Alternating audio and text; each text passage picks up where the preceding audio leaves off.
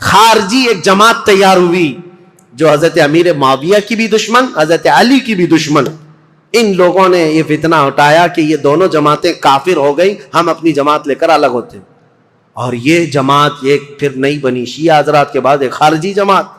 اور یہ جب کافر خود ہو گئے، ظاہر سی بات ہے رسول اللہ کے 2 صحابہ کو کافر کہنا خود کافر ہونا ہے. سبحان اللہ. یہ جماعت نکلی، حضرت علی نے ان سے بھی مقابلہ کیا مقام نہروان میں. اور جتنے خارجی تھے یہ اتنے سخت ہو گئے تھے کہ جو بھی مسلمان گزرتا تھا اس کا پورا مال لوٹتے تھے اور اس کو جلا دیتے تھے. حضرت علی کی دشمنی میں مسلمانوں کے دشمن ہو گئے. تو پھر حضرت علی نے ان کے ساتھ مقابلہ کیا اور وہ جتنے خارجی ہوئے تھے ان کو قتل کیا. چند خارجی بچ کر کے وہاں سے نکل کر بھاگے اور انہوں نے اپنی الگ الگ جماعتیں بنائی. اب شدت بدلہ لینے کی شدت انتقام اتنا گھر کر گیا خارجیوں میں کہ 3 خارجی لوگ ایسے ہوئے میٹنگ کیا اور انہوں نے کہا دیکھو یہ روز روز کی جنگوں سے پریشان ہیں، یہ 3 بڑے لوگ جو ہیں علی بن ابی طالب، عمرو بن عاص، امیر معاویہ، ان تینوں کو قتل کر دیتے معاملہ ہی ختم ہو جائے گا. نعوذ باللہ. یہ 3 کاموں کے لیے عبد الرحمن بن ملجم، عمر بن بکیر اور ایک شخص اور تھا برکہ بن عماد یا کچھ اس کا نام برکہ تھا. یہ 3 خارجی لوگ تھے. میٹنگ کیا، کہا ہم تینوں ایک ہی دن کا انتخاب کرتے ہیں، ایک ہی دن تینوں کو ماریں گے. 3 بڑے صحابہ کو، حضرت علی کو، حضرت عمر بن عاص کو، حضرت امیر معاویہ کو. ان تینوں نے، حتیٰ کہ یہ جو عبد الرحمن بن ملجم ہے اس نے شادی کی، یہ عاشق تھا ایک عورت کا، اور اس نے شادی میں اپنی عورت کے مہر میں یہ رکھا تھا کہ 12,000 دینار مہر میں دوں گا اور علی بن ابی طالب کی گردن مہر میں دوں گا. قتل مہر میں رکھا تھا. اس قدر دشمنی کوٹ کوٹ کر بھری ہوئی تھی. اور ان تینوں نے ایک تاریخ متعین کی، رمضان المبارکہ کی. 17 رمضان کو تینوں اپنے اپنے علاقوں میں گئے. حضرت علی کوفہ میں تھے، حضرت عمرو بن عاص یہ مدینے میں یا دوسرے علاقے میں تھے، حضرت امیر معاویہ ملک شام میں تھے. تینوں پھیل گئے اپنے اپنے ان منصوبوں کو لے کر. اور حضرت امیر معاویہ، حضرت عمرو بن عاص کے لیے جو لوگ گئے تھے، ایک برکہ اور ایک جو حضرت عمرو بن عاص کو قتل کرنے والا تھا، یہ تینوں بکیر، عمرو بن بکیر، یہ دونوں جو ہے اپنی پلاننگ میں فیل ہوئے. لیکن عبد الرحمن بن ملجم یہ تلوار کو زہر میں بجھا کر کے کوفہ میں روز انتقام کی آگ میں بھڑکتا رہا. اور حضرت علی رضی اللہ تعالیٰ عنہ ایک رات سوئے ہیں اور خواب میں رسول اللہ صلی اللہ علیہ وسلم کو دیکھا، جیسے حضرت عثمان اپنی شہادت کے دن ایک دن پہلے دیکھے. حضرت علی رضی اللہ تعالیٰ عنہ نے خواب میں رسول اللہ سے عرض کیا، یا رسول اللہ میری امت نے مجھے ٹھیس پہنچا، آپ کی امت کے کچھ لوگوں نے مجھے ٹھیس پہنچائی. رسول کریم صلی اللہ تعالیٰ علیہ وسلم نے فرمایا، اے علی تم کل کھڑے ہو جانا، ان قریب وہ پوری قوم ہلاک ہوگی جس نے تجھے ٹھیس پہنچائی. رسول کریم صلی اللہ تعالیٰ علیہ وسلم نے فرمایا، اور ان کی زندگی میں ہی یہ حضور نے فرمایا تھا، علی جو جماعت تم سے نفرت کرے گی وہ جہنم میں جائے گی. حضور نے تو منافق کی علامت بھی یہ بتائے، جس کو علی سے بغض ہوگا وہ مومن نہیں منافق ہوگا، زندگی میں فرمایا تھا. تو حضرت علی نے خواب دیکھا، صبح حضرت حسن کو اٹھایا بستر سے، امام حسین کو اٹھایا، کوفہ میں تھے، کہا کہ چلو فجر کی نماز کے لیے جا رہے تھے. اور حضرت علی کی عادت تھی فجر کی نماز کے لیے لوگوں کو جگاتے تھے، ہر گھر سے آواز دیتے تھے زور سے. حضرت حسن اور حضرت حسین کو اٹھایا اور کہا میں نے خواب میں رسول اللہ کو دیکھا ہے، اور رسول پاک صلی اللہ تعالیٰ علیہ وسلم نے مجھ سے یہ فرمایا، وعدہ فرمایا. اور اس کے بعد یہ کہتے ہوئے حضرت علی محراب کی طرف بڑھ رہے تھے سارے لوگوں کو. یہ عبد الرحمن بن ملجم نے حضرت علی کرم اللہ وجہہ الکریم کے چہرے پر وار کیا، اور وہ تلوار سے حضرت علی رضی اللہ تعالیٰ عنہ کے انجانے میں چہرے سے ایسا گھاؤ بیٹھا کہ ایک ایک بات دیگرے کئی حملے کیے نماز پر جانے والے کے لیے. اور اسی وقت حضرت علی رضی اللہ تعالیٰ عنہ کے جسم میں زہر بھی سرایت کر گیا، چہرے سے لے کر حضرت علی رضی اللہ تعالیٰ عنہ کے کندھے تک زخم آیا تھا. آپ زمین پر آ گئے تو آپ کو سارے لوگوں نے اٹھایا. یہ فجر کا وقت تھا، 17 رمضان المبارک کی تاریخ تھی. مولا کائنات علی مرتضیٰ رضی اللہ تعالیٰ عنہ کو گھر لایا گیا تو آپ جام شہادت نوش فرما گئے. اس حیدر کرار فاتح خیبر کی شہادت ہو گئی 17 رمضان کو. مارنے والا قاتل عبد الرحمن بن ملجم اس کو پکڑ کر کے لوگوں نے ٹکڑے کر دیے تھے اور اس کے ٹکڑے جلا دیے گئے تھے. خارجی تھا، لیکن میرے عزیزوں مولا کرم اللہ وجہ الکریم علی بن ابی طالب کے قتل کے ساتھ ہی اسلام کا تاریخ کا ایک دروازہ بند ہو گیا. یہ ایک ایسا دور تھا جہاں پر خلافت راشدہ ختم ہو گئی. خلفائے راشدین جو 4 ہیں، اور بعض نے حضرت حسن بن ابی طالب کو بھی خلفائے راشدین میں شمار کیا. اب میں یہاں تاریخ کو روک دیتا ہوں اور عرض کرتا ہوں، میرے آقا نے فرمایا تھا کہ میرے بعد 30 سال خلافت ہوگی. الخلافت بعدی 30 ثم الملوک. 30 سال میرے بعد خلافت ہوگی اور اس کے بعد بادشاہت آ جائے گی. اب حساب کرو، سیدنا ابو بکر صدیق کا زمانہ 2.5 سال کا، 2 سال کچھ مہینے. حضرت عمر فاروق رضی اللہ تعالیٰ عنہ کا زمانہ 10 سال، کتنے ہوئے؟ 12.5 سال. حضرت عثمان بن عفان رضی اللہ تعالیٰ عنہ کا زمانہ 12 سال، کتنے ہوئے؟ 24 سال. حضرت علی بن ابی طالب رضی اللہ تعالیٰ عنہ کی خلافت کا کل زمانہ 5 سال کچھ مہینے تھا. کتنے ہوئے؟ 29 سال. 6 مہینے بچے تھے جس میں حضرت امام حسن خلیفہ ہوئے تھے. اسی لیے بہت سارے مفسرین محدثین یہ کہتے ہیں وہ بھی خلفائے راشدین میں شامل ہیں. 6 مہینے کے بعد انہوں نے خلافت امیر معاویہ کو دے دی تھی. لیکن خلافت کا دروازہ یہاں پر جو راشدہ ہے، خلافت راشدہ بند ہو گیا. خلفائے راشدین کا وہ سنہرا دور ختم ہو گیا. عزیزان گرامی، اسلام کی تاریخ کی وہ سچائیاں ہیں جو ہر جوان کو سننا چاہیے. 17 رمضان کو کوفہ والے کہتے ہیں بدلیاں ایسی چھا گئی تھیں، لگتا تھا کہ لوگ تو لوگ ہیں، آسمان بھی رو پڑا ہے علی بن ابی طالب کی شہادت میں. حضرت علی کرم اللہ وجہ الکریم کا جسد خاکی لایا گیا.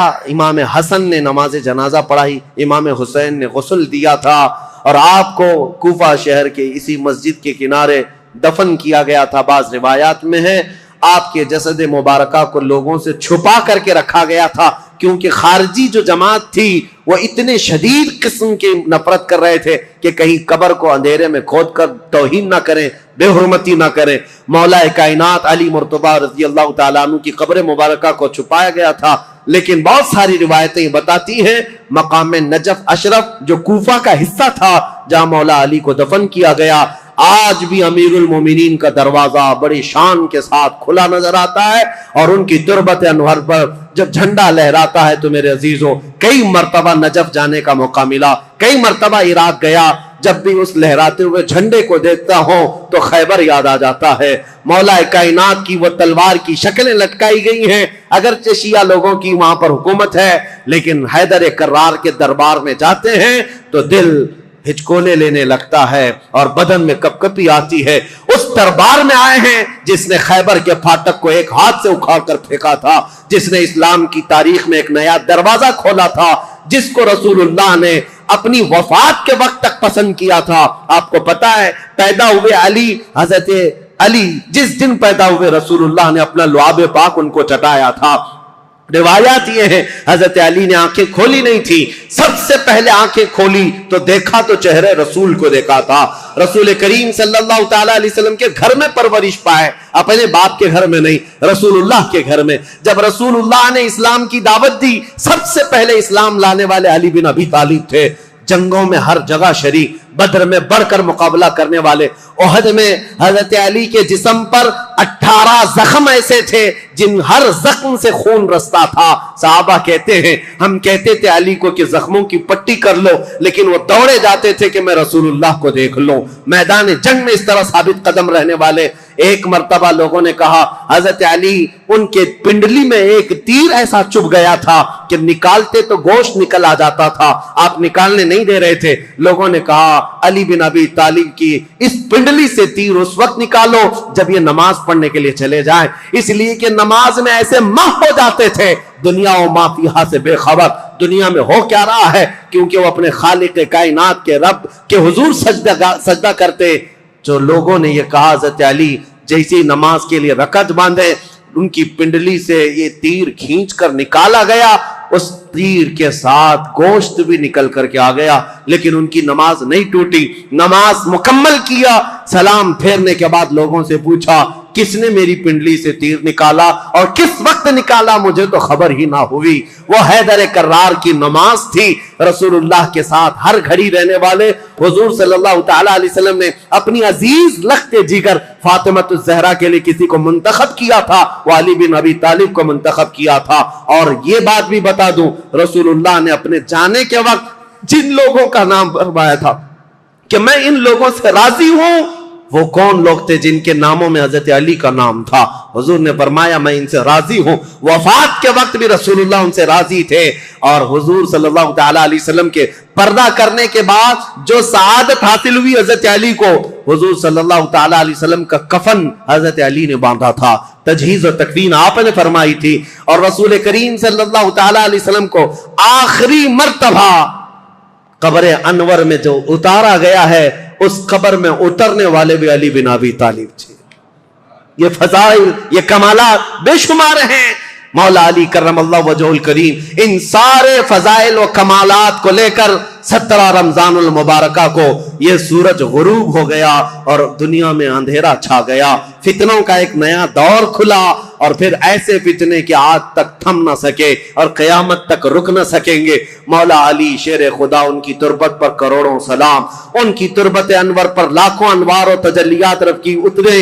عزیزان گرامی وقار، بات صرف اتنی کہوں گا، یہ چاروں خلفائے راشدین ہر ایک کا اپنے دور میں ایک ایک کمال ہے، اور ایسا کمال ہے کہ یہ چاروں خلفائے راشدین کی تاریخ اگر میں ایک جملے میں عرض کروں تو بات صرف اتنی ہے: اسلام تیری نبض نہ ڈوبے گی حشر تک، اسلام تیری نبض نہ ڈوبے گی حشر تک، تیری رگوں میں رواں خون ہے چار یار کا، تیری رگوں میں رواں خون ہے چار یار کا۔ اسلام کی یہ سرسبز و شادابی جو آج دیکھتے ہیں، یہ رسول اللہ کے ان خلفائے راشدین کا خون ہے، ان کی محنتیں ہیں، ان کا کردار ہے۔ اور آج بھی دنیا یہ خلفاء کی مثال لانے سے عاجز ہے۔ بڑے بڑے بادشاہ آئے ہوں گے، لیڈر آئے ہوں گے، حکمران آئے ہوں گے، لیکن میرے مصطفیٰ کی یہ چار غلام کوئی لا کر کے دکھا دے، وہ کوئی دنیا اس طرح کے غلام لا نہ سکے گی۔ حیدر کرار جو ٹوٹی چٹائی پر بیٹھ کر لوح محفوظ کا مطالعہ کرتے ہوں، رسول اللہ صلی اللہ تعالی علیہ وسلم کے ان غلاموں کی تربت پر مولا کروڑوں رحمت نازل فرما۔ اخیر میں دعا ہے مولا تاریخ اسلام کی یہ سچائیاں پوری کائنات میں موجود ہر مسلمان نوجوان کے سینے میں جاگزیں فرما دے۔ اے اللہ، ہم تیرے دربار میں صدیق اکبر کی صداقت کا صدقہ مانگتے ہیں، فاروق اعظم کی عدالت کا حصہ مانگتے ہیں، عثمان غنی کی سخاوت کا جز مانگتے ہیں، مولا حیدر کرار کی شجاعت کا ٹکڑا مانگتے ہیں۔ مولا ان خلفائے راشدین کے کچھ حصے صدقے میں ہمیں عطا فرما، اور قیامت تک آنے والی ہماری نسلوں کو ان صحابہ کی غلامی میں زندگی عطا فرما۔ رسول اللہ صلی اللہ علیہ وسلم کے قدموں میں زندگی عطا کر اور ان کے جلوں میں موت عطا فرما۔ مولا جب قیامت کے دن اٹھائے تو بدکاروں کے ساتھ نہ ہو، مولا ہمارا حشر رسول اللہ کے ان صحابہ کے ساتھ عطا فرما۔ وآخر دعوانا ان الحمدللہ رب العالمین۔ السلام علیکم ورحمۃ اللہ وبرکاتہ۔ پیارے اسلامی بھائیوں، ابھی آپ لوگوں نے بہت ہی خوبصورت اور پیارا بیان سنا مفتی سلمان اظہری صاحب کی آواز میں۔ اس بیان میں آپ لوگوں نے سنا کہ حضرت مولا علی کی شہادت 17 رمضان کو ہوئی تھی، اور آپ لوگ اس بیان سے بہت کچھ سیکھے ہوں گے۔ تو امید کرتا ہوں کہ اگر آپ ہمارے چینل پر نئے ہیں تو چینل کو سبسکرائب کیجئے، ویڈیو کو لائک کیجئے، شیئر کیجئے، اور بیل آئیکن دبانا نہ بھولیں تاکہ جو بھی ویڈیو اپلوڈ ہو اس کا نوٹیفیکیشن سب سے پہلے آپ تک پہنچے اور اس ویڈیو کو آپ سن سکیں، چاہے وہ بیانات کی ویڈیو ہو یا نعت شریف کی ہو۔ خدا حافظ۔